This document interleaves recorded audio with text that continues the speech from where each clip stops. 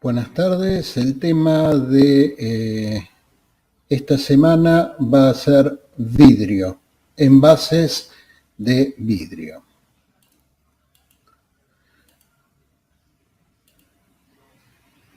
De vuelta una presentación que ya tiene sus añitos y que ha sufrido distintas actualizaciones a lo largo de los cuatrimestres que han pasado. Bien, el vidrio.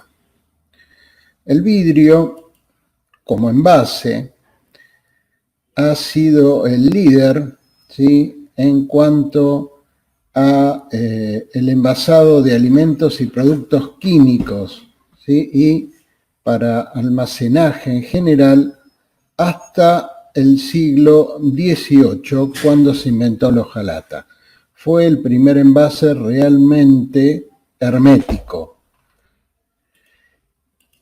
¿Qué es el vidrio? Básicamente, el vidrio es un producto inorgánico de fusión que ha sido enfriado a una condición rígida sin cristalización. Clarito, ¿sí? Bueno, ¿qué es el vidrio? ¿No? Una cosa ahí rara, dice. Hay un viejo dicho, algunos amigos suelen decir: seré boludo, pero no como vidrio. A lo que yo les retruco: sos boludo y comés vidrio. Porque en realidad hay un vidrio que todos comemos. Lo único que tendríamos que cambiarle acá esta definición, inorgánico por orgánico, ¿sí? ¿Qué producto conocen ustedes que orgánico, de fusión, o sea que hay que fundirlo, y que cuando se enfría se vuelve rígido, duro?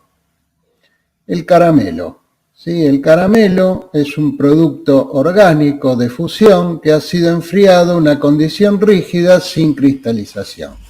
Bueno, eso es un vidrio orgánico, el caramelo, un vidrio, o sea, si un producto que sea inorgánico en estas características, tenemos el vidrio común, que está hecho, el caramelo, digamos que la química, la molécula básica del caramelo es el azúcar.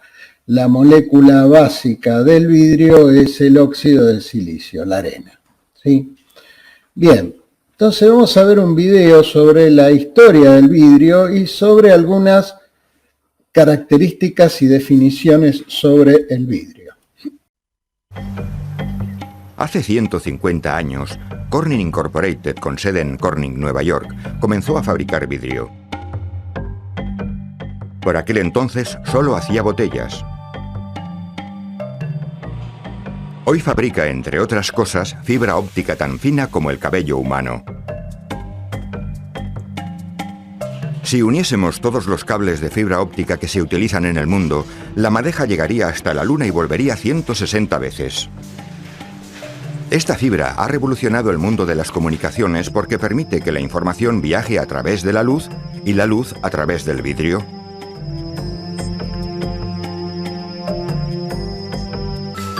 La fibra óptica está hecha del mismo material, aunque mucho más puro que las botellas y los vasos que utilizamos para beber. Del mismo material que tenemos en las ventanas.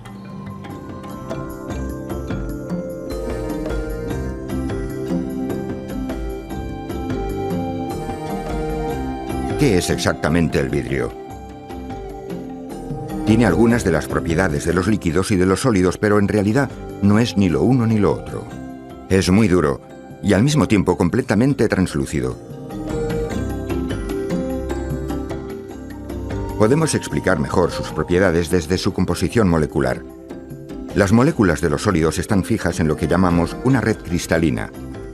Las de los líquidos están ordenadas pero no fijas, y las del cristal están fijas pero no ordenadas.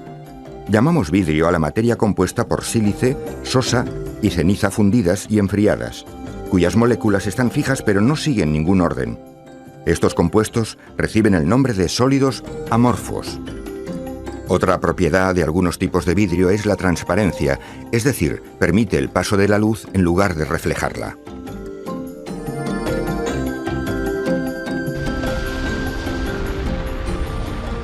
Más antiguo que la historia, el vidrio es una creación humana y un fenómeno natural.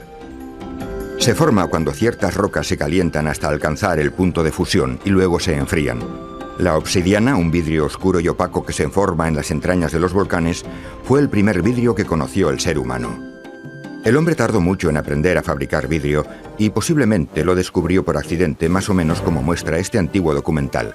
Una hoguera en una playa de arena que debía estar mezclada con otros minerales que redujeron su temperatura de fusión y se produjo el milagro.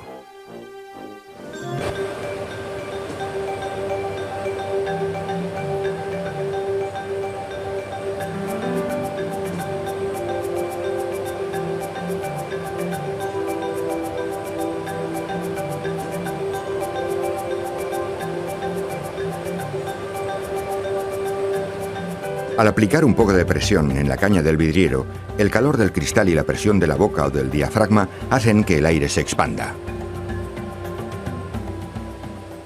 Los romanos aprovecharon esta tecnología y añadieron su propia técnica, el soplado en moldes.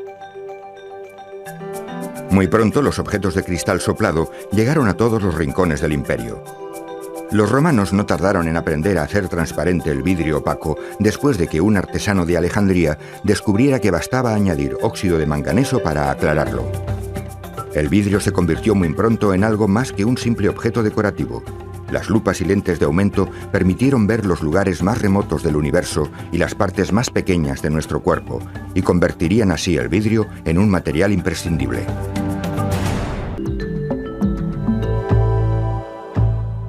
Cuando Thomas Edison estaba experimentando con sus lámparas incandescentes, acudió a la Corning Company a preguntar si podían hacer unas campanillas de vidrio soplado al vacío con rosca en las que colocar los filamentos incandescentes.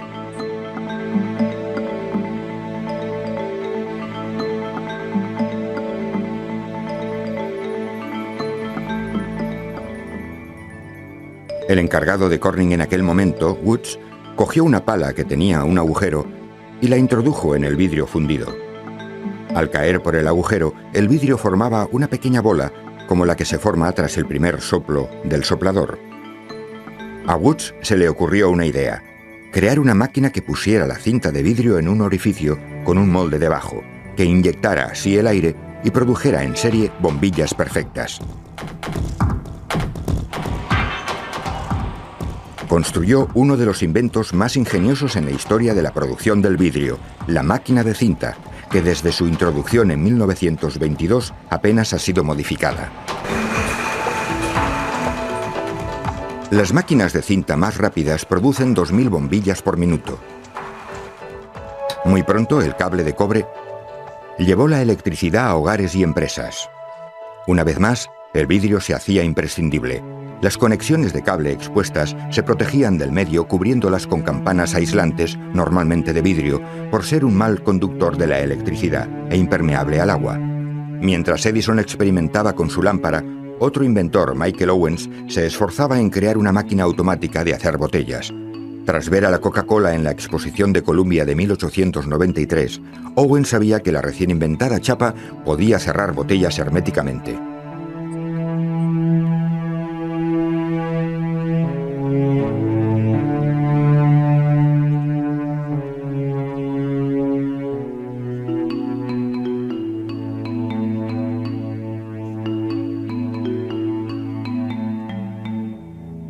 Antes de Owens, la mayoría de las botellas se hacían artesanalmente, soplando el cristal en moldes con todo tipo de formas caprichosas. La máquina de Owens, con sus 20 toneladas de peso, succionaba el cristal fundido hacia el interior de los moldes idénticos en forma de botella. Otros inventores perfeccionaron la máquina para que la gravedad sustituyera a la succión.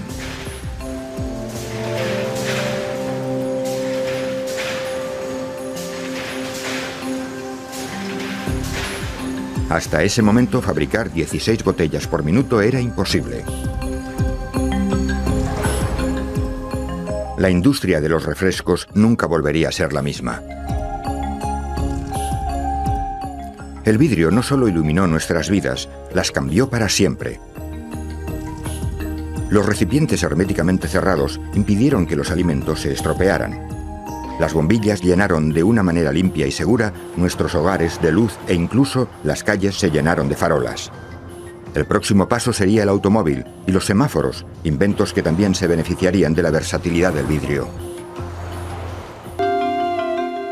Mientras intentaban fabricar un cristal rojo mejor, los de la Corning inventaron un tipo de vidrio nuevo, el vidrio potásico, capaz de soportar variaciones de temperatura extremas.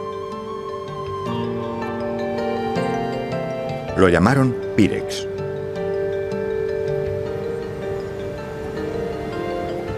El Pyrex facilitó enormemente las investigaciones médicas y científicas. Podía usarse en experimentos que requerían temperaturas extremas sin temor a que explotara, y además era muy práctico, porque ni se rompía ni se mezclaba con su contenido. La televisión necesitaba de unos componentes de cristal con un diseño especial: el tubo de rayos catódicos y la pantalla en la que proyecta la imagen. Estos largos tubos al vacío son muy parecidos a las bombillas, solo que más difíciles de fabricar por su forma y tamaño.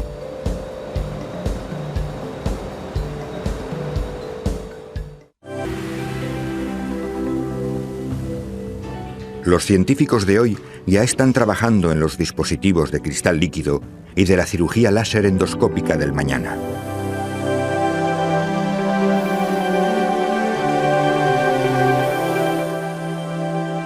Al principio, los telescopios nos permitieron ver el universo.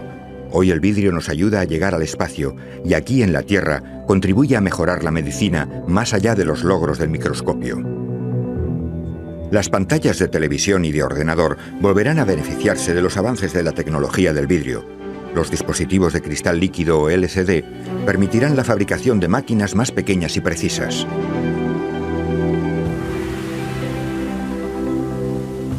Pero la gran ventaja del cristal es que es el producto más reciclable del mundo. Los productos de cristal reciclado reducen la contaminación del aire en un 20% y la contaminación asociada del agua en un 50%. Cada año el 40% del cristal utilizado vuelve a ponerse en circulación. Es un material tan sorprendente que los propios ingenieros que llevan años trabajando con él aún se asombran de sus propiedades. Los científicos siguen explorando su potencial, mientras nosotros seguimos asombrándonos de sus múltiples usos, la sencillez de su fabricación y la belleza de sus formas. Bueno, este video lo que muestra, por un lado, un poco la historia del vidrio, sus orígenes en la naturaleza y después el desarrollo humano del mismo, y cómo sigue siendo un material que marca también, o sea, marcó la historia, pero marca también nuestra era, porque lo que es la fibra óptica, en lo que tiene que ver todos los sistemas de comunicaciones en la actualidad, es un hecho categórico, ¿no? Un montón de esos productos que aparecían en el video ya son parte de la historia, incluso la lámpara incandescente ya no se fabrica más, o por lo menos como se fabricaba en ese momento. Hoy día ustedes agarran una lámpara LED y no tiene nada que ver con eso. Lo mismo pasa con las pantallas, el tubo de televisión, e incluso habla del LCD que ya quedó rezagado. Hablan del LCD en futuro, cuando ya quedó rezagado en la historia, cómo la tecnología va avanzando, pero los usos de estos materiales siguen siendo imprescindibles. Bien, vamos a ver un poquito las características del vidrio. Bueno, dice resistente a altas presiones, 100 kilos por centímetro cuadrado, estamos hablando de 100 atmósferas, es una barbaridad, ¿sí? Y a altas temperaturas. Estamos hablando a presiones, ¿sí? Es un material que resiste muy bien las presiones y las altas temperaturas. Esto, ¿para qué nos sirve? Desde el punto de vista de las presiones y las altas temperaturas, nos va a servir para todo lo que sea el manejo de materiales en la parte de envase de productos en caliente. Es rígido e indeformable. Esto significa que tiene una forma, su forma permanece, ¿sí?, hasta que se rompe o se funde. Es impermeable a gases y líquidos. Bueno, esta fue la primera gran propiedad del vidrio. Incluso fue la que permitió, después lo vamos a ver cuando veamos metales, que es el que va a desbancar al vidrio en los envases herméticos, el que permitió a Appert, un cocinero francés, inventar un sistema para preservar durante meses las comidas en las campañas de las guerras napoleónicas. Esta impermeabilidad a gases y líquidos va a permitir la realización de envases herméticos. Estas propiedades, la hermeticidad de los envases, va a tener que, en cuanto a funciones de dichos envases, principalmente funciones de protección y de conservación de los productos.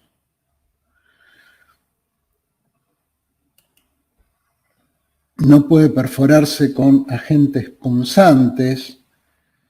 Esto es una ventaja, por ejemplo, respecto de los, pensemos de las botellas o envases plásticos, que por ahí rozan contra alguna punta y se pinchan, ¿no? O se perforan por donde se ocasiona alguna pérdida. Bueno, típico caso que nos ocurre con los sachets de leche. Lo ponemos en el changuito, hay alguna punta o algo del metal de los carritos y se pinchó y empezó a perder y bueno, todo el estropicio que se hace. La formulación del vidrio puede ajustarse de acuerdo al uso del envase. Esto tiene que ver con el tipo de contenido que va a tener desde el punto de vista de la química del mismo, como así también, por ejemplo, los colores que le queramos dar al vidrio. Y tiene una amplia maleabilidad.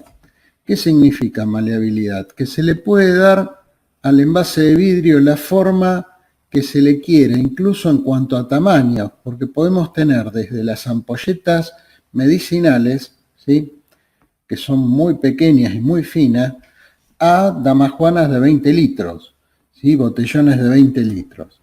Entonces, esto es una de las propiedades que tiene el vidrio. Otras propiedades favorables es que es un material limpio, puro e higiénico. Bueno, ¿a qué se debe esta cuestión que parece, incluso está ganado dentro de lo que es la subjetividad que uno tiene hacia el vidrio, ¿sí? Esa imagen es una imagen de limpieza, pureza e higiene. Y esto tiene que ver mucho con que es inerte e impermeable. Esta cuestión de inerte significa, bueno, que no reacciona químicamente, o sea que químicamente no reacciona ni con el contenido, ¿sí?, ni con el ambiente, ni con el medio ambiente. O sea, ni el ambiente ni el contenido son afectados químicamente con respecto al vidrio. En ese sentido, por ejemplo, en los plásticos hay ciertos plásticos que son admitidos para contener alimentos y otros plásticos que no son admitidos para contener alimentos. Por ejemplo, el PVC fue prohibido para contener alimentos y fue reemplazado por el PET. Sin embargo, no, el hecho de la contención de alimentos, no sé, en los plásticos, generalmente la cocción de un alimento en un plástico, bueno, la toxicidad o no, los intercambios entre el material y el contenido. Bueno, en el vidrio eso uno se puede despreocupar totalmente. Y eso también lo que permite una limpieza a fondo del vidrio, porque se pueden emplear, para limpiar, se pueden emplear químicos como la lavandina, se lo puede calentar a muy altas temperaturas para esterilizarlos. Por eso las jeringas, por ejemplo, antes del descartable, eran todas jeringas de vidrio, ¿sí?, que se podían calentar, esterilizar y reutilizar miles y miles de veces mientras no se rompiera. No se oxida. Esto tiene que ver también con su falta de reacción química, o sea, es resistente al oxígeno, es algo importante. Incluso los plásticos, ¿sí?, no tienen este tipo de propiedades. Si un plástico queda a la intemperie mucho tiempo, es afectado por la misma. Hay plásticos más resistentes, en ese caso, por ejemplo, el PVC es muy resistente, por eso se lo utiliza para cañería, ¿sí? Pero otros no. Bien, es resistente tanto a sustancias orgánicas como inorgánicas y sustancias ácidas como básicas. El ácido fluorhídrico es uno de los que realmente lo puede afectar, es uno de los ácidos más fuertes, y también los álcalis, la soda cáustica a nivel concentrado también lo puede llegar a afectar. Permite una larga vida del producto, ¿sí? Esto, como les comentaba, al hecho de ser hermético y de poder calentarse y de poder esterilizarse y de poder, el término es cuando un alimento se lo calienta en un envase hermético a muy alta temperatura, es el proceso de pasteurización. Poder pasteurizarse, que se eliminan en ese caso todas las bacterias que pueda tener, permite una conservación en el tiempo muy importante de los alimentos.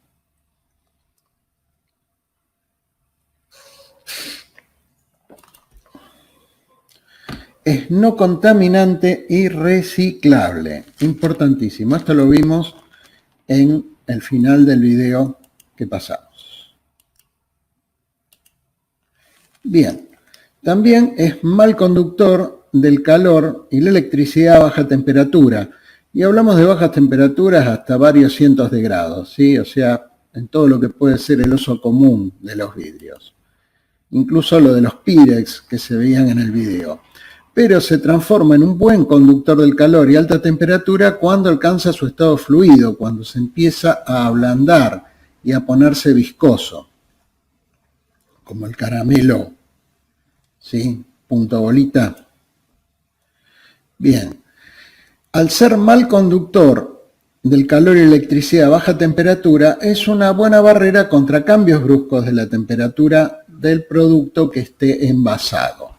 Sí, si yo tengo una botella con agua que la saco de la heladera, de vidrio, se va a mantener más fresca que si lo mismo estuviera o una botella de gaseosa o lo que sea, lo mismo, que va a mantenerse más fresca en el medio ambiente, que es cálido, más tiempo que lo que podría estar en una lata de metal, en una lata metálica o en una jarra metálica, ¿sí?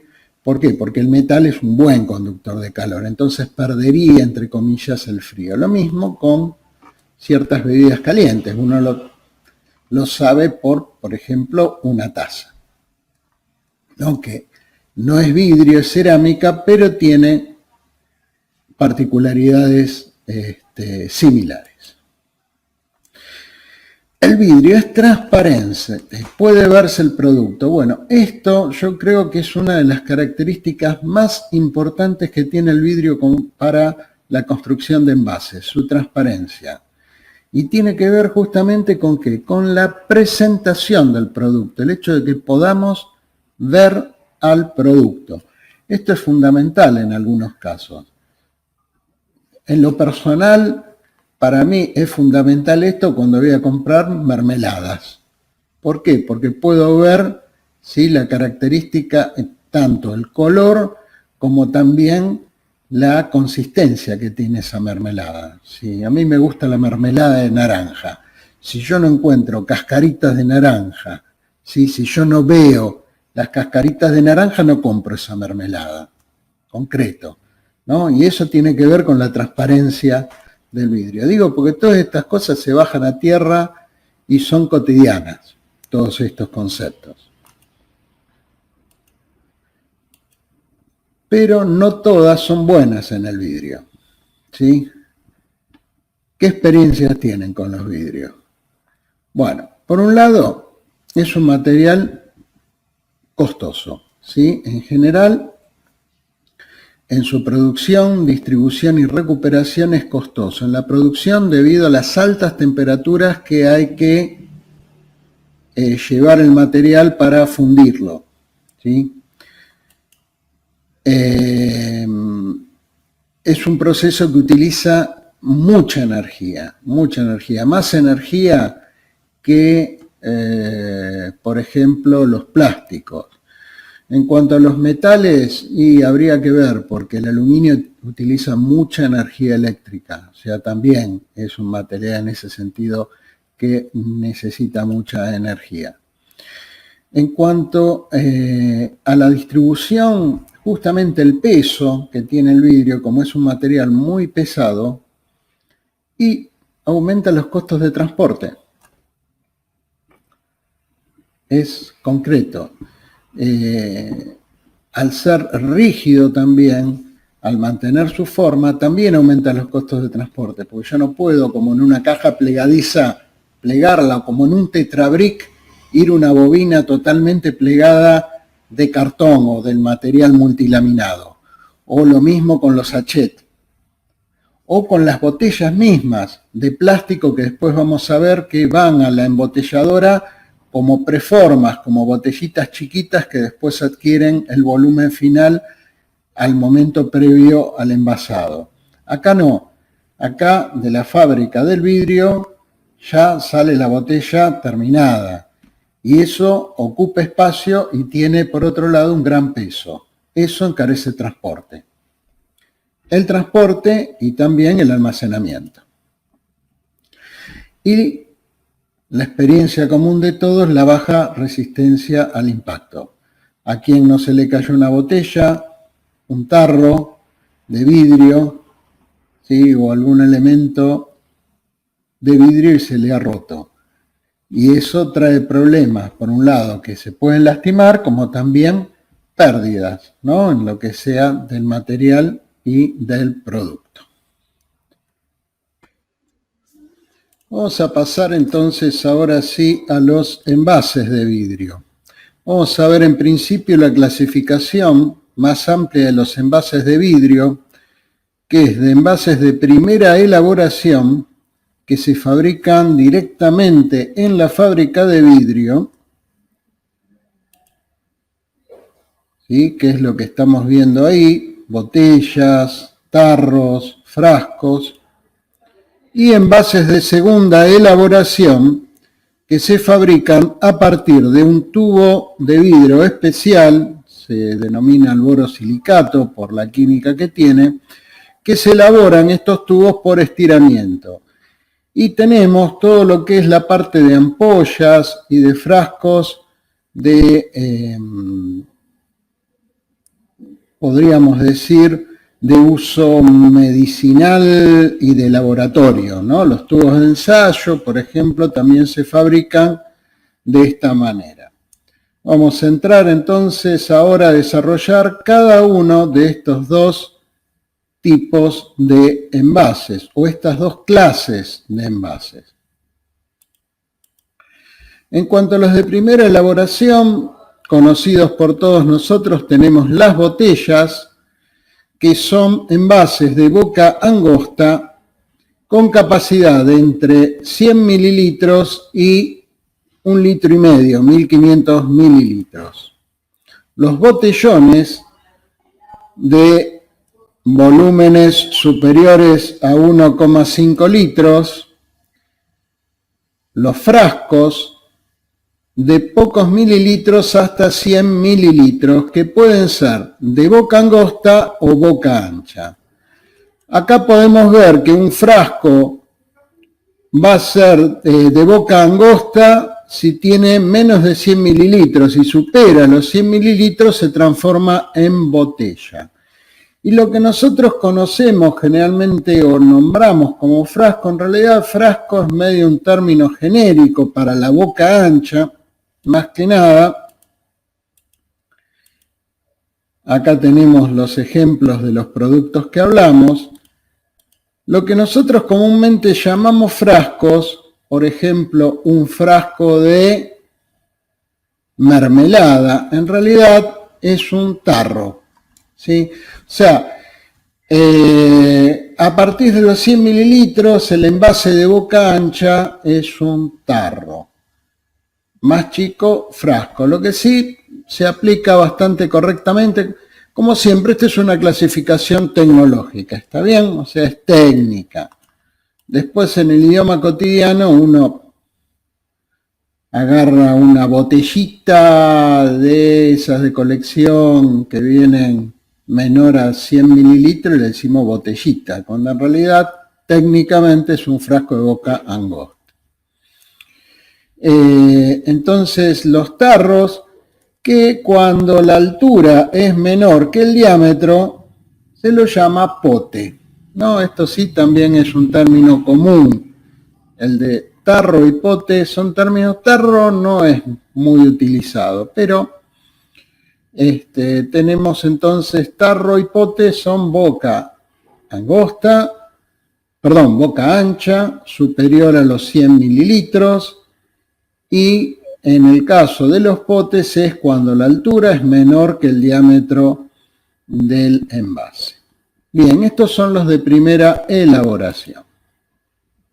¿Cómo se fabrican estos productos? Dijimos que se fabrican en la fábrica de vidrio. Entonces, es un proceso integrado. Sí, acá tenemos el proceso, o sea, vemos un esquema de todo el proceso y bueno, vamos a ver un video donde nos vamos a desasnar un poquito de todos los pasos que se siguen en la fabricación de estos envases de primera elaboración. Con arena de sílice, casco procedente del reciclado, caliza y carbonato de sodio, fundidos a una temperatura de 1500 grados centígrados, obtenemos vidrio. Las empresas de Amfebi fabrican envases de vidrio de diferentes tamaños y diseños para contener alimentos y bebidas. La cualidad del vidrio como material 100% reciclable infinitas veces permite que en la composición introducida en los hornos vidrieros se utilice mayoritariamente casco. De esta forma, se cierra el ciclo evitando residuos sin extraer materia prima, ahorrando energía y reduciendo emisiones. Gracias a las altas temperaturas en el interior de los hornos, las materias primas se convierten en vidrio fundido. En estado líquido se corta en gotas de un determinado peso según el envase final, pasando a través de unos canales a las máquinas en las que se moldea dicho envase. Estas máquinas de secciones independientes permiten fabricar simultáneamente miles de envases idénticos. El proceso es continuo, funcionando las 24 horas de los 365 días del año durante toda la vida del horno, que puede estar alrededor de 12 o 14 años. A una alta temperatura, el vidrio se introduce en un arca de recocido donde se enfría de manera lenta y controlada, alcanzando sus propiedades de resistencia física. Para evitar fricciones, los envases son sometidos a tratamientos superficiales que mejoran su comportamiento en las líneas de llenado. Antes de salir al mercado, para asegurar su perfecta calidad, los envases son sometidos a un exhaustivo control individual. Las máquinas de inspección cuentan con un sistema informático experto que posibilita la mejora continua del proceso. Los envases rechazados vuelven al horno como materia prima para nuevos envases, aprovechando otra vez la reciclabilidad del vidrio y evitando residuos. Los envases paletizados herméticamente están dispuestos para almacenar y satisfacer las exigencias del mercado.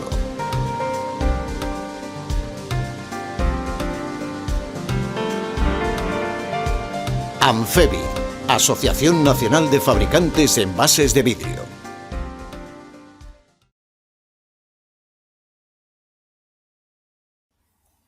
Bueno, entonces, sí, este proceso, ahora vamos a hacer una explicación detallada del proceso, para lo cual vuelvan a ver el video, o sea, las veces que sea necesaria también para entender, parte del acopio de materias primas, ¿sí? De las materias primas con las que se va a fabricar el vidrio. Una de las cosas que nombraban ahí era el casco. El casco en realidad es el vidrio reciclado, ¿sí? Que se muele y se lo incorpora nuevamente al horno. Bien. Estas materias primas se combinan, de ahí la composición, o sea, en distintas proporciones para obtener el tipo de vidrio que se desea fabricar o que se desea elaborar para los envases correspondientes.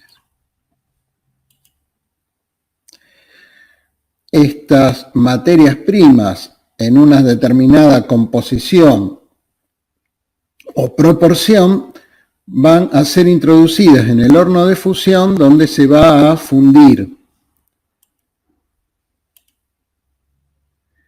Para el material fundido pasar entonces en forma fraccionada, en forma de velas, vamos a verlo, a las máquinas de fabricación donde se fabrican los envases. Una vez fabricado el envase, recibe lo que se llama tratamientos de superficie y arcos de recocido y pasa por las máquinas de controles, que era prácticamente sobre el final del video, para luego, sí, pasar a lo que es la paletización y la expedición o distribución a los clientes.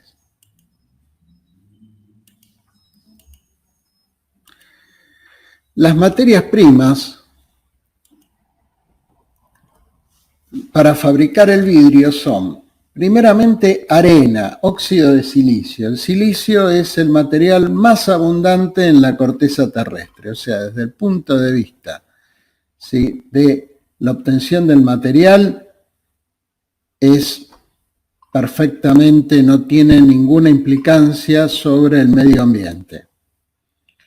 Después, carbonato de sodio o sosa, que es un fundente. ¿Qué significa ese un fundente? Significa que va a producir que esa arena se funda a menor temperatura de que si no estuviera este producto. Por ejemplo, si la arena funde a 1600, arriba de 1600 grados, con el carbonato de sodio funde a 1500 grados o menos.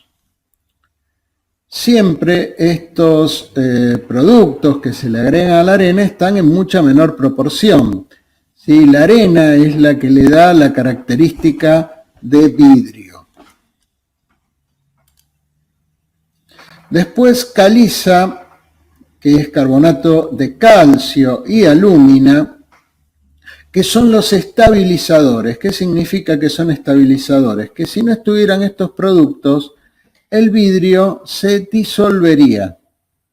Es interesante esta cuestión porque le da una resistencia en el tiempo, ayuda a lo que es que el vidrio se mantenga sin variación a lo largo del tiempo. Y además, como decíamos, el cullet, ¿sí?, o el casco, ¿no?, que según son términos distintos que se usan para lo mismo, que es vidrio reciclado, vidrio molido que se incorpora con la misma finalidad. Bien. En cuanto a composición, tomen estos valores con pinzas. Yo encontré 4 o 5 fuentes donde me dan valores distintos, aproximados pero distintos. Lo que quiero que vean es lo siguiente: el 75% es arena, o sea, la mayor cantidad de material de materia prima es básicamente arena. Los otros compuestos están en proporciones mucho menores que la arena. Como les comenté ahí, las proporciones pueden variar, y el vidrio en polvo, que hasta puede representar el 90% del conjunto de las materias primas utilizadas. O sea, yo podría fundir directamente vidrio y estaría todo bien, perfectamente se puede. El vidrio es reciclable 100% la cantidad de veces que se requiera. El tema que va a estar, que cuando yo junto vidrio, o sea, tomo vidrio para reciclar, tiene determinadas composición, y por ahí no es la composición del vidrio que yo quiero hacer. Entonces tengo que tener en cuenta eso para después equilibrar con el resto de los componentes. Por eso dice hasta el 90%. Ese otro 10% de componentes es el que va a equilibrar la mezcla de acuerdo al vidrio que yo quiero fabricar, que no necesariamente es el vidrio que voy a reciclar. Bueno, tenemos entonces los materiales, los componentes, y vamos al horno de vidrio. ¿Sí? En el horno de vidrio todo esto se calienta a 1500 grados centígrados y se funde, ¿no? Es como cuando uno hace caramelo, agarra azúcar, ¿qué hace? La tira a la sartén y la pone en el fuego. Cuando llega a determinada temperatura, se funde, ¿sí? Se transforma entonces en un material de fusión. Este vidrio fundido, que va a tener una consistencia como la miel, ustedes lo vieron en el video que pasamos y que les recomiendo que vean esa parte, se va a cortar en pequeñas fracciones o llamadas velas. Estas velas entonces van a entrar en las máquinas de fabricación. Y va a tener dos fases la fabricación. Una primera fase que es la del esbozado. En el esbozado lo que se hace es se moldea la boca de la botella, del frasco, del envase que se vaya a fabricar, y el resto, digamos, de la vela queda prácticamente inalterable y pasa a la parte de soplado. O sea, esto se introduce en un molde en el cual por el pico, por la boca, se le va a insuflar aire y va a expandirse el vidrio hasta adquirir la forma de ese molde. Y entonces, para esto entonces existen dos técnicas que depende de cómo se haga el esbozado. Sea soplado, donde el esbozado se produce también por proceso de soplado contra un primer molde, o prensado soplado, donde la primera parte se realiza mediante la presión de un punzón. Esto depende mucho del tipo de boca que vaya a tener el producto, el envase. Lo que sí es importante que sepan que es en dos fases, y en la primera fase se genera la boca del envase. Y en la segunda se insufla dentro de un molde.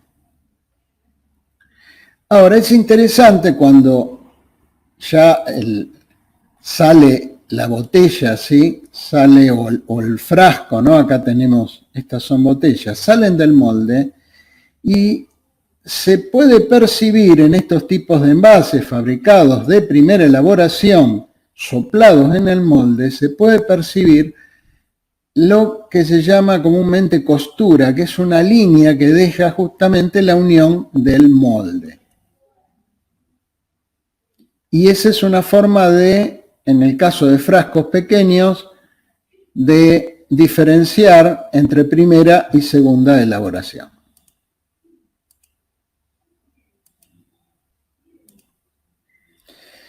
Bueno, el arco de recocido. ¿Qué es un arco de recocido? También ahí lo decían, ¿sí? Ustedes vieron que salían los envases y pasaban a través de llamas. ¿Por qué pasaban a través de llamas? Porque si se llega a enfriar rápidamente el vidrio, ¿qué ocurre? Se quiebra. O sea, si ustedes, es un poco en lo que se llama, es un golpe térmico, ¿no? A veces nos suele pasar con algunos vasos o tazas que están apoyadas sobre una superficie fría o están fríos y le agregamos un líquido hirviendo. ¿Qué puede pasar? A veces se quiebra, eso se llama, ¿no?, un golpe térmico. Bueno, acá el golpe térmico sería inverso, o sea, que se enfriara rápidamente, ¿no? Porque fíjense que unos segundos antes ese material estaba fluido, ¿sí? Era viscoso, estaba fundido. Y ahora, ya rígido, pero a muy alta temperatura, tiene que enfriarse lentamente. Para eso es el arco de recocido, ¿sí? Para darle una homogeneidad a la estructura, que no se generen tensiones por enfriamiento rápido que fragilizarían aún más lo que es el vidrio, ¿no? Incluso generarían fisuras, algunas imperceptibles, que después en el uso ocurrirían desastres. Bien, y tratamientos de superficie. Los tratamientos de superficie que le hacen a los productos es justamente para darle resistencias superficiales, principalmente al rozamiento. Acá habla de tratamientos superficiales.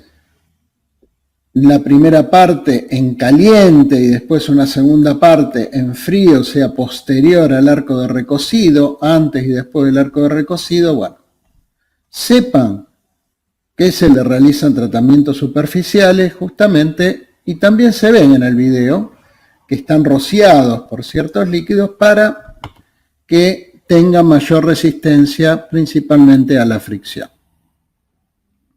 Pasan por controles, también se ve muy bien en el video.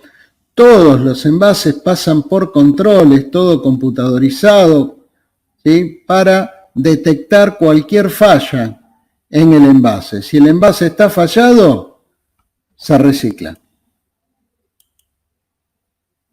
Pero todos los envases son controlados.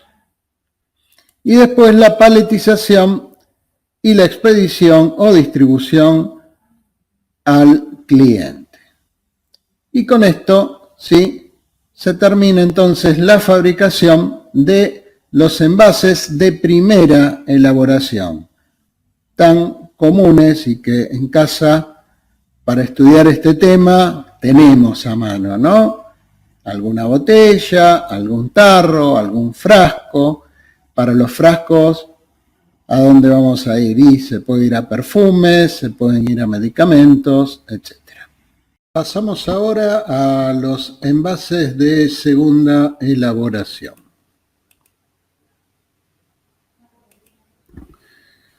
Vamos a ver un video sobre la fabricación de los mismos. Estos pequeños tubos de cristal son famosos por su aroma, ya que en general contienen los aceites esenciales y otros extractos utilizados en aromaterapia. Pero son mucho más que las esencias que contienen.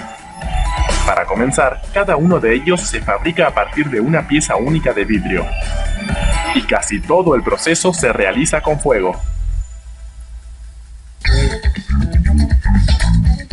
Los pequeños frascos nacen como largos tubos de vidrio de más de 1 metro de alto que se introducen dentro de un precalentador, donde se eleva su temperatura para poder cortarlos desde la base en piezas de 12 centímetros de largo. El vidrio se ablanda lentamente antes de cortarlo, porque si se calienta demasiado rápido se puede quebrar.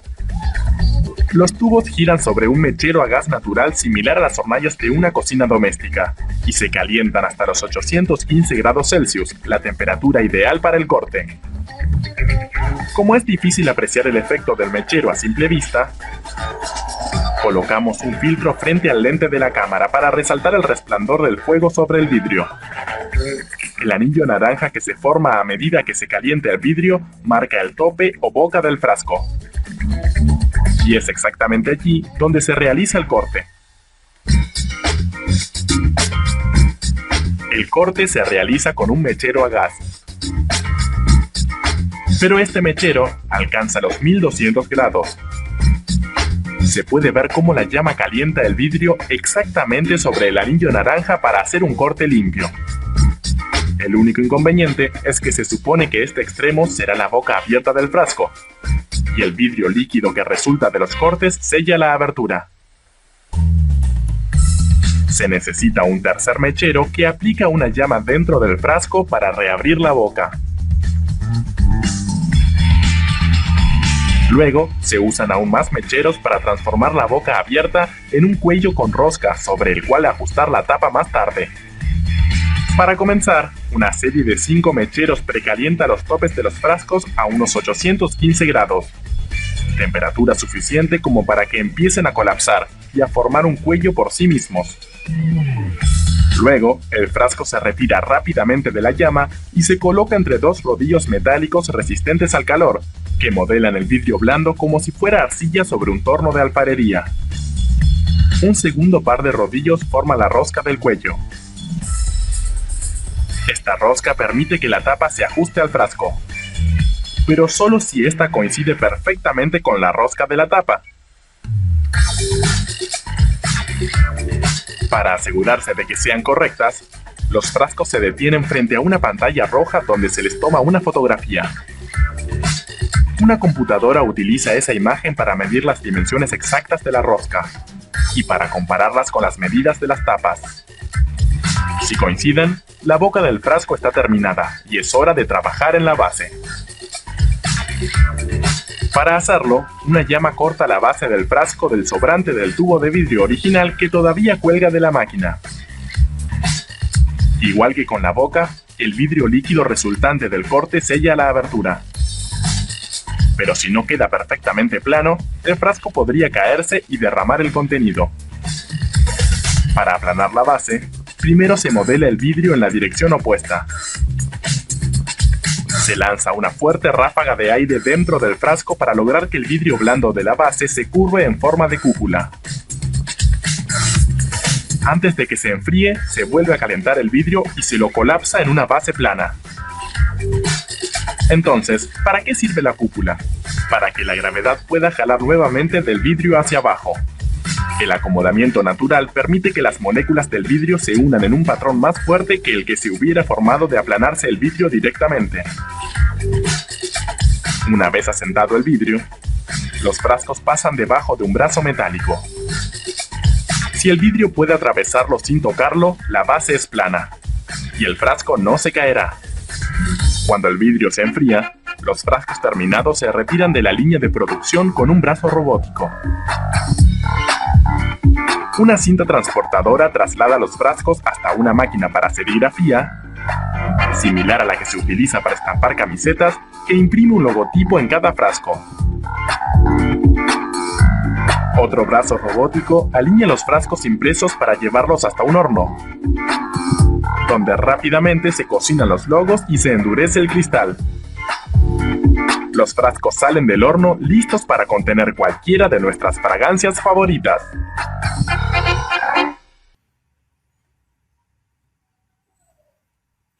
Bueno, entonces vimos el proceso de fabricación.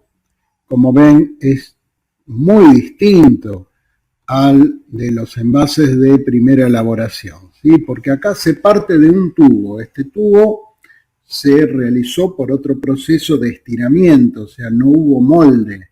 Ustedes se fijan acá, no hay molde para el envase, por ahí sí para la boca.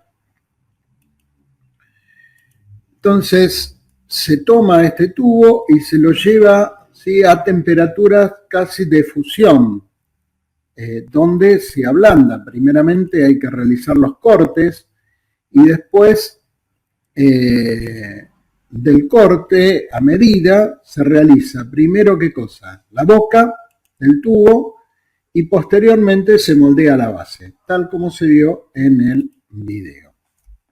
Ahora, al partir de un tubo que no tiene ninguna marca, el envase final no va a tener marcas laterales, como tienen sí las botellas y los frascos y los tarros que se elaboran mediante un soplado en el molde, como vimos en los de primera elaboración. Esta es una diferencia importante. Búsquenla en los productos.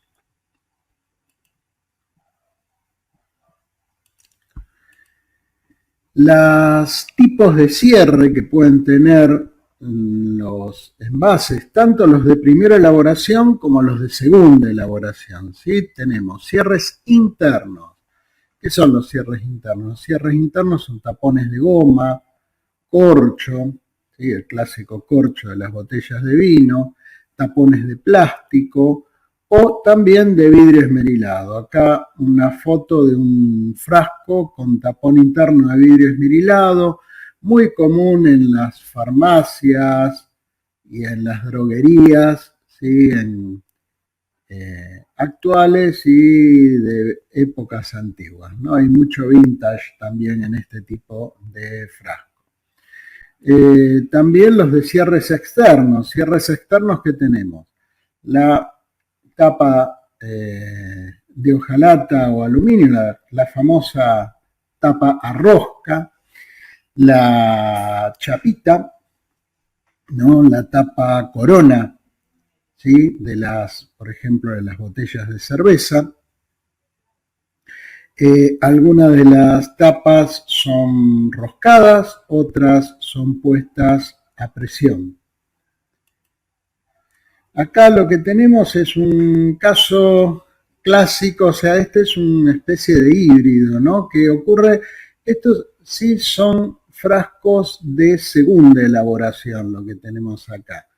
Muy común en la parte de medicamentos, en vacunas, por ejemplo, donde viene el frasco, viene un cierre interno que es un tapón de goma y externamente, ¿sí? Se le coloca un cierre externo de aluminio que se deforma contra la tapa. Entonces, para poder acceder, se puede acceder de dos maneras. Si yo quiero acceder a la totalidad del producto, puedo hacerlo, ¿sí? Tengo que romper el cierre de aluminio y el tapón de goma.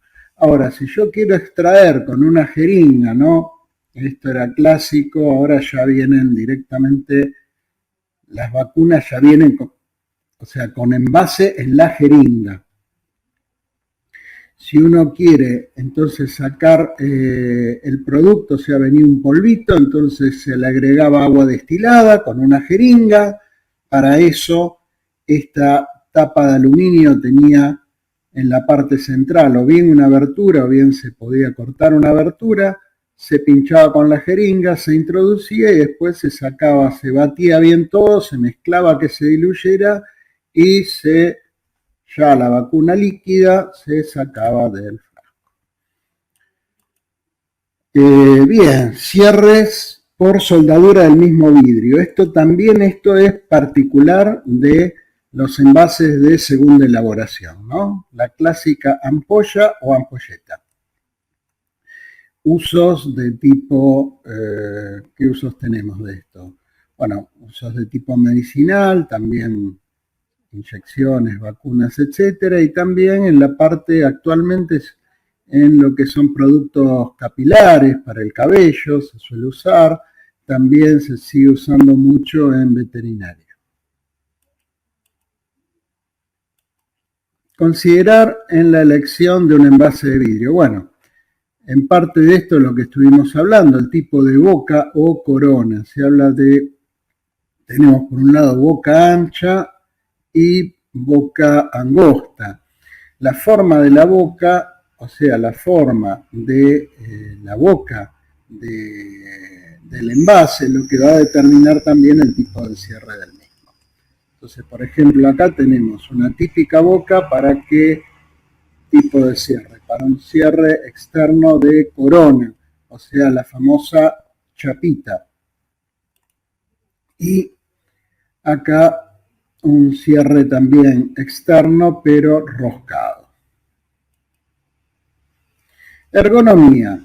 ¿Sí? ¿Qué se busca en un envase? Ergonomía, o sea, poder manejarlo, ¿no? O sea, poder manipularlo.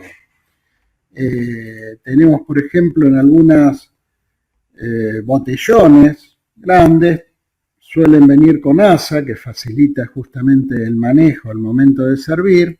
También hay un clásico ahora que está en todas las casas, que es la famosa botella de la conserva de tomate. ¿Sí? Esta botella de la conserva de tomate, originariamente su boca también es para una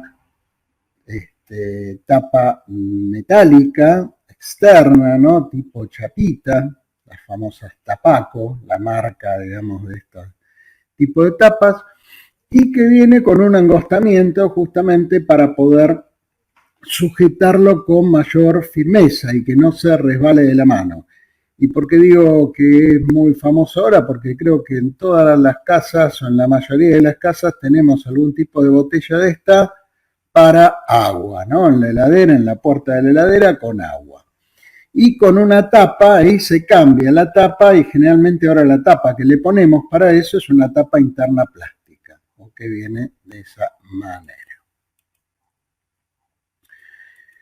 Bien, condiciones para el almacenaje y transporte, lo que es el embalaje y paletización.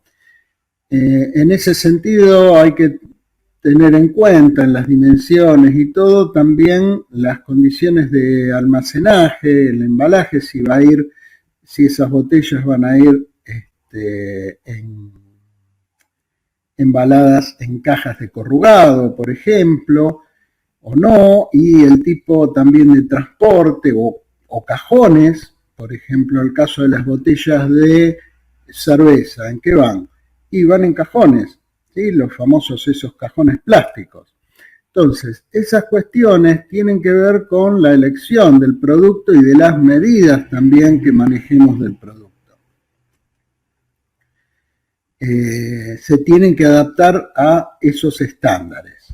En cuanto a tamaños y capacidad, en algunos países como Gran Bretaña existen ¿sí? tamaños obligatorios, como por ejemplo para la leche, el café, la miel, las mermeladas, tienen que ser de determinado tamaño o capacidad. Que el mercado de hecho va regulando, si no es específicamente por una ley, también el mercado va a ir regulando.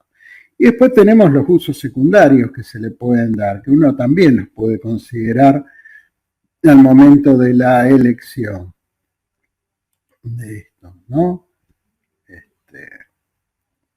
¿Quién no tiene un usafrascos para tornillo, tuerca, botones, etcétera, etcétera, etcétera? Como después vamos a ver, las latas metálicas con tapa, las latas de galletita que no tiene hecho un costurero de esa manera. Pero bueno, por eso, son usos secundarios. Otra de las cuestiones a considerar son las resistencias. En esto influye mucho la forma del envase y cómo esté distribuido el vidrio del envase. Y también el grado de recocido que se tenga. Mientras mayor sea el grado de recocido, o sea, obviamente hasta cierto punto, se tiene mayores resistencias. Hay que tener en cuenta las reacciones que puedan tener con el contenido de los mismos. Como dijimos, son inertes a la mayoría de los productos, pero, por ejemplo, el vidrio es inerte, pero las tapas no. Entonces, el tipo de tapa que voy a utilizar va a tener que ver con el producto que voy a tener adentro.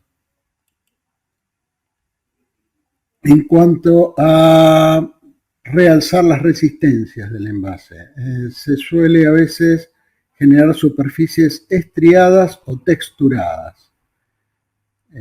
Lo vemos en algunas manijas, ¿no? Los vasos para chop suelen tener este tipo de superficies. Y también las formas esféricas tienen mayor resistencia que las formas cilíndricas y mayor resistencia que las formas rectangulares. Esto tiene que ver con las aristas, ¿sí? Mientras más aristas haya, más problemas de resistencias podemos tener. Y esto tiene que ver con cómo se homogeneiza el material. Si no queremos tener problemas de resistencia, generalmente en las esquinas, en las aristas, va a haber espesores mayores que en las paredes. En cuanto a temperatura de envasado, también hay que tener en cuenta. En la generación del envase, en el tipo de cierre que va a tener. Lo mismo con la química del contenido, ¿no? Lo que hablábamos hace unos minutos. El espesor puede llegar a variar de acuerdo a si el envase es retornable o no retornable. ¿Sí? Los envases retornables tienen que soportar varias veces el ciclo de vida del envase. Un envase no retornable tiene que soportar una sola vez el ciclo de vida del envase. Entonces, generalmente los envases retornables se fabrican con un espesor levemente superior al de los no retornables. Y los no retornables, justamente, ¿por qué menos? Y para abaratar. Con que soporten una vez el ciclo de vida, ya está. Bueno, la pigmentación del vidrio. Todos hemos visto, ¿no?, botellas de distintos productos, frascos, etcétera, de distintos colores. La pigmentación puede tener varios motivos. Desde un motivo estético y de identificación, estamos hablando de funciones, fíjense, función, identificación, estético, por ejemplo.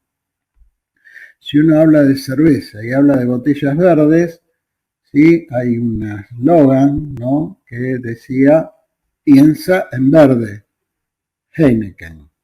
Y entonces hay una identificación. Y en ese momento también rompía con la botella ámbar típica de las cervezas. Hoy día incluso están variando todas las cervezas un poco en la forma, ¿no? Antes de la forma clásica se están alejando un poquito en eso. Pero bueno, ese es un motivo, es una razón, es una función. Pero también es una función del color, de la pigmentación del vidrio, es la protección contra determinadas radiaciones que pueden estar dentro de la luz visible o dentro de las radiaciones que no son luz, como las radiaciones ultravioletas, que pueden afectar al contenido. Y esto es importante, pueden afectar al contenido. Entonces, de esa manera, ¿sí?, protegen de estas radiaciones, hacen de barrera a este tipo de radiaciones y cumplen una función tanto de protección como de conservación. Acá tenemos una tablita con los distintos colores y las sustancias que se incorporan, ¿sí?, a la composición al momento de fundir el vidrio, porque esto no es superficial, esto es en masa, es al momento de fundir el vidrio. Si se le agregan este tipo de óxidos, voy a obtener los distintos colores o pigmentaciones que vemos ahí al costado. No es algo que le dé mucha pelota, sépanlo, o sea, háganlo alguna vez. Bien, y vamos a la gráfica, vamos a la impresión de los envases de vidrio. Y acá tenemos que hablar las tintas para vidrio, se los conocen como esmaltes, ¿sí?, reciben el nombre específico de esmaltes. Y tenemos dos tipos de esmaltes, y esto es importante, esmaltes vitrificables, que contienen pigmentos inorgánicos, y esmaltes no vitrificables, que contienen pigmentos orgánicos. ¿Sí? Bien. Los esmaltes vitrificables. Los esmaltes vitrificables se llaman de esta manera porque en su composición tienen vidrio molido muy fino. Tienen pigmentos inorgánicos y los vehículos son aceites o ceras, o sea, los que hacen que sea un fluido. ¿Por qué pigmentos inorgánicos? Porque tienen que soportar altas temperaturas. ¿A qué llamamos altas temperaturas? Si bien se aplican en frío, que después vamos a ver la técnica con la que se aplican, después ¿sí? Se los lleva a un horno alrededor de 600 grados. Entonces, en este horno, ¿qué sucede? El vidrio molido que estaba en el esmalte se funde y junto con los pigmentos se adhieren fuertemente al vidrio del envase. Quedan integrados al vidrio del envase. Más o menos como se acuerdan las etiquetas en molde, o sea que quedan conformando el envase. Y entonces, si bien el proceso es muy distinto, pero tienen esta particularidad, o sea, si yo quiero una vez, o sea, después se enfría muy lentamente, pero si yo quiero borrar esa impresión es imposible. No la puedo raspar, tengo que destruir el envase. Los esmaltes no vitrificables, ¿sí? No tienen vidrio en su composición y el secado, que también es por calor, es lógico en un producto como un envase de vidrio, ¿sí? Que no es absorbente para nada, requieren, o sea, entre 100 y 200 grados centígrados, no son temperaturas tan altas, y también estas temperaturas las soportan los pigmentos orgánicos, que si fueran mucho más altas, los pigmentos orgánicos se degradan. No son de uso muy común en Argentina, pero son bastante en Estados Unidos y en Europa. La ventaja es que los pigmentos orgánicos tienen una variedad de colores mucho más grande que los pigmentos inorgánicos. Y por eso, para determinados usos, y aparte depende del tipo de uso también del envase. Si es un envase a ser destruido o a ser desechado, el proceso de aplicación y todo con esmaltes no vitrificables es más barato que con esmaltes vitrificables, por las temperaturas a alcanzar, etc. Ahora, ¿cómo se aplican esto? Bueno, ¿qué técnicas, qué sistemas de impresión? Básicamente el sistema de impresión, ¿sí? Convencional sobre vidrio, lo vimos en tecnología 1, ¿cuál es? La serigrafía. Entonces, la serigrafía, ¿sí? No tiene limitaciones en cuanto a cantidad de colores y se debe aplicar, eso sí, a superficies o bien planas o con un cierto radio de curvatura. Se puede adaptar, pero si yo tengo rugosidades muy grandes, se complica. Y entonces tenemos la impresión. Vamos a ver acá la impresión de botellas. Fíjense cómo pasan a la velocidad por la que pasa por 4 colores de impresión serigráfica plana. La rapidez con la que se realiza el proceso de impresión. Lógicamente, ese impreso tiene que ir, tanto sea vitrificable como no vitrificable, tiene que ir a secado, ¿sí? Y ahí tenemos una impresión a 4 colores, entonces. Y ahora vamos a ver, también por serigrafía, lo que es la impresión, por ejemplo, en frascos de esmalte para uña, de perfumes.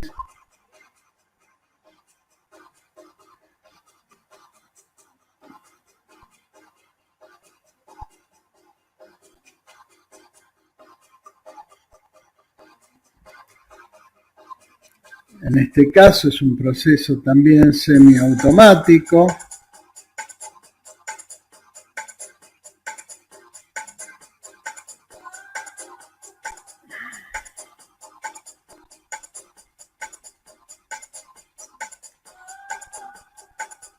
Y también para el secado se precisa, ven ahí, se lleva todo a un horno de secado. importante, es un horno continuo. Entran por un lado y salen por el otro lado ya totalmente seco. En este caso son esmaltes, como en este caso, vitrificados.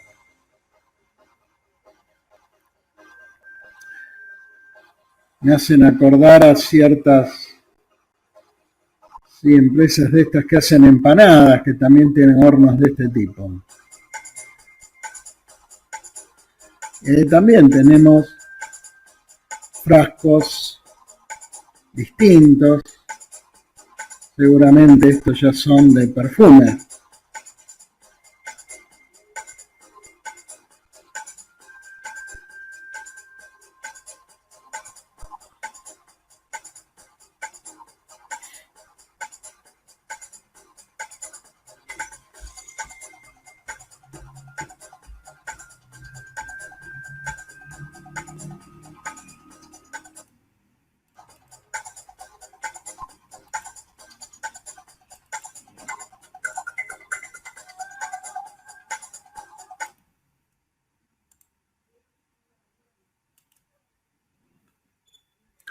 Bueno, y después tenemos la otra forma de aplicar esmalte sobre el vidrio es por spray. En este caso se trata o se aplica un color que puede ser todo parejo, o sea, plano, o bien en degradé, que son los ejemplos que vemos en estos dos. Esto es una botella y esto es un frasco. Fíjense, ¿sí?, cómo se logra esta imagen de degradé y se hace mediante un rociado. Y después van a horno de acuerdo a las temperaturas, si es con pigmentos vitrificables, no vitrificables, etc. Bien, etiquetado de envases. Bueno, el etiquetado y el envasado en sí, vamos a ver procesos integrados, porque el etiquetado se va a hacer en la línea de envasado. Va a depender de que se tenga formas cilíndricas o que se tenga, digamos, las superficies tenga concavidades, ¿no? En las formas cilíndricas o cuasi cilíndricas, perfectamente las etiquetadoras para etiquetas frontales, etiquetas 360, etiquetas collarín, etiquetas 180, funciona perfectamente. Pero si las formas ya son más complejas, lo ideal es, como vemos acá abajo, una etiqueta de tipo termocontraíble. Justamente ahora vamos a ver los procesos de envasados con dos videos. Uno, vino, que son envases de primera elaboración, productos que se envasan en primera elaboración, y después ampollas que tienen sus variantes, justamente por ser sellada por calor. Y vamos a ver entonces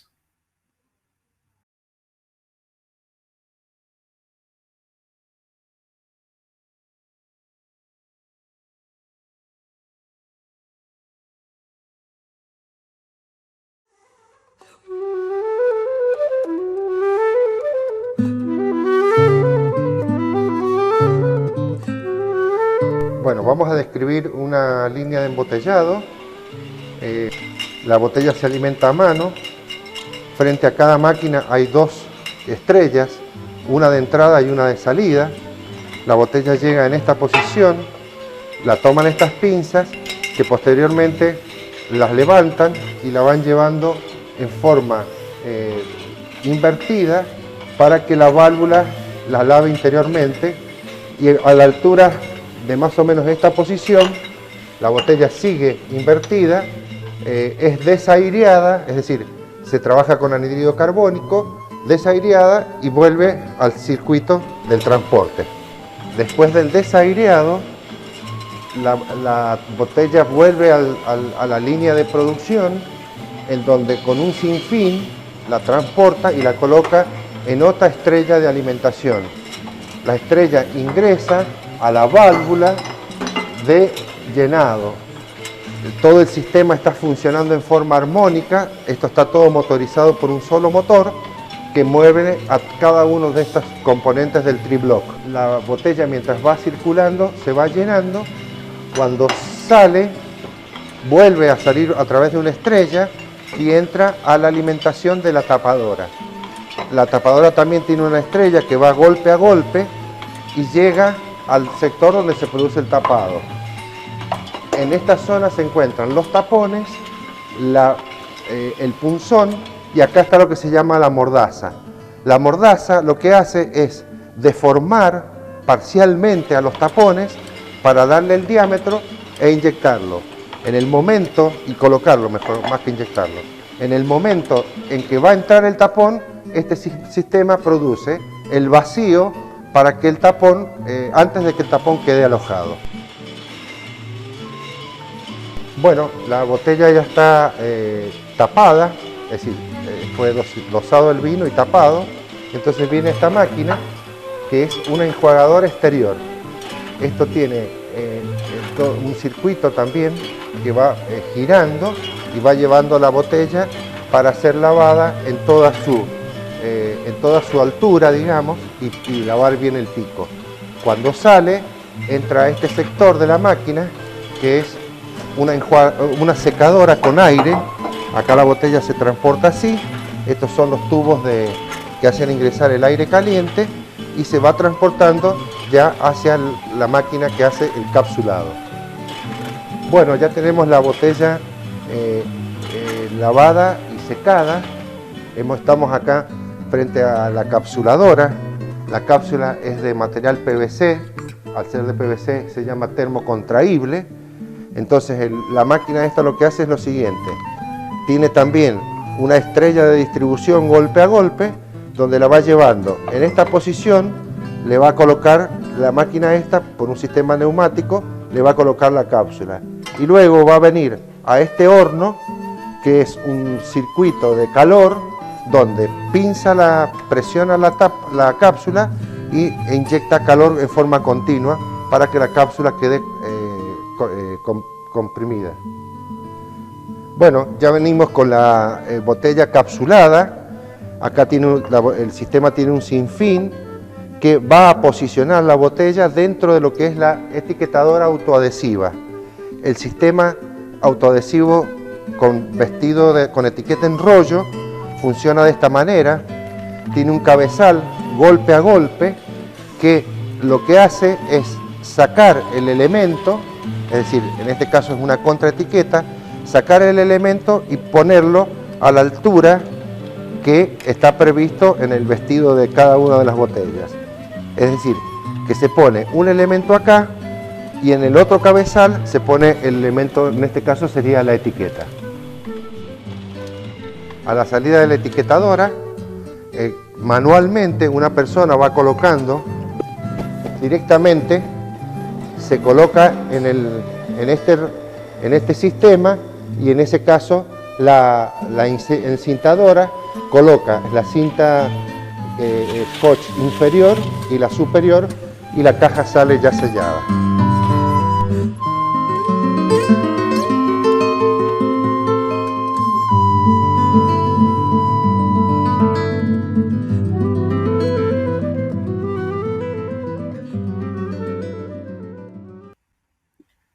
Bueno, me pareció exquisito este video. La explicación es mejor imposible. Y vamos a ver ahora un video de el envasado y el sellado por calor de las ampollas o ampolletas. Si ustedes ven, en la fabricación de la ampolla queda abierto el extremo superior. Ahí tienen esos dos tubos que son como jeringas que van inyectando el producto dentro del envase, y después unas unas llamas, unos sopletes, lo que van haciendo es calentando y fundiendo el material. Al fundirse el material se sella y por un golpe que le dan, ven, ahí son una especie de pinzas que quitan el resto del material sobrante que después va a reciclaje, obviamente. Y miren cómo salen selladas las ampollas.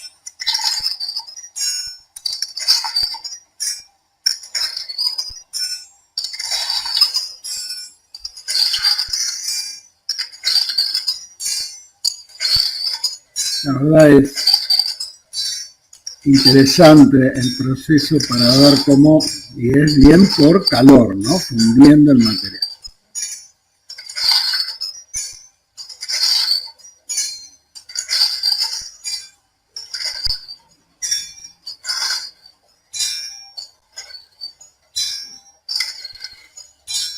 Hacemos un poco de chivo. Bien.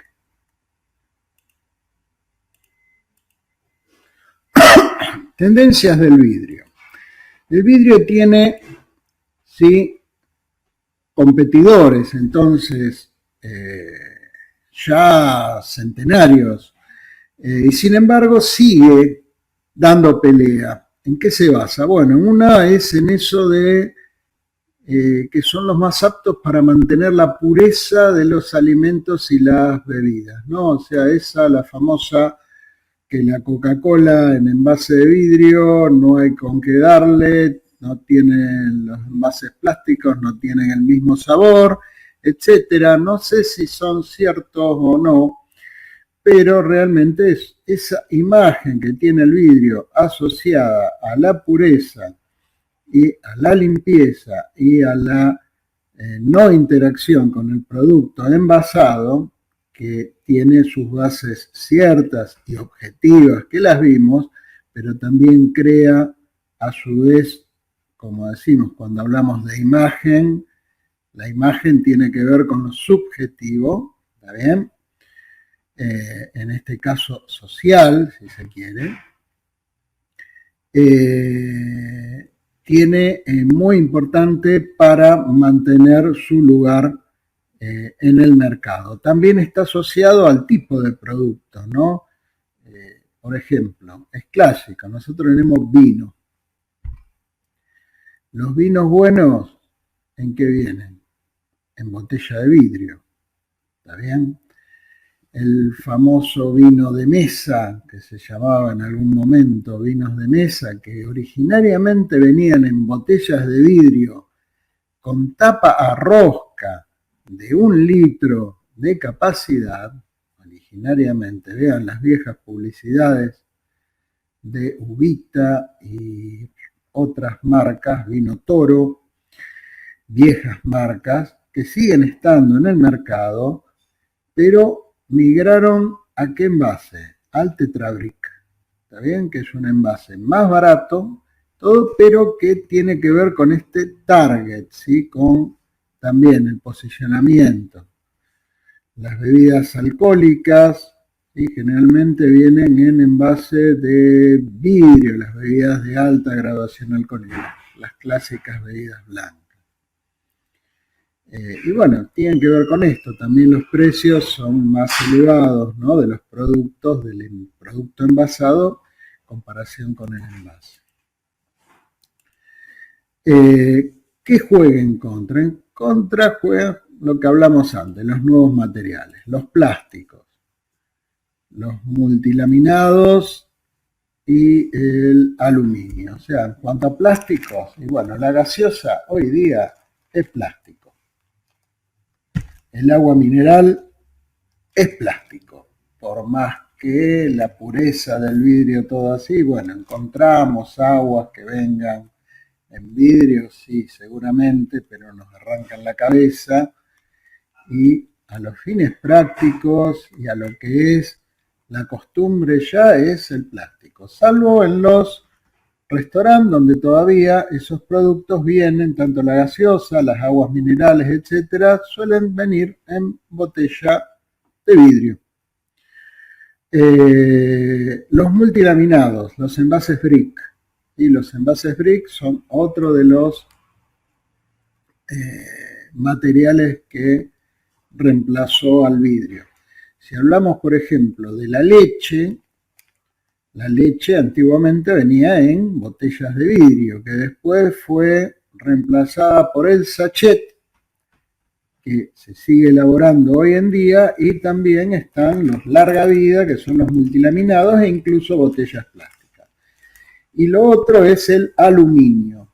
¿Sí? También el aluminio juega en contra del vidrio, principalmente en todo lo que es bebida, el caso de las latas de aluminio. Bien.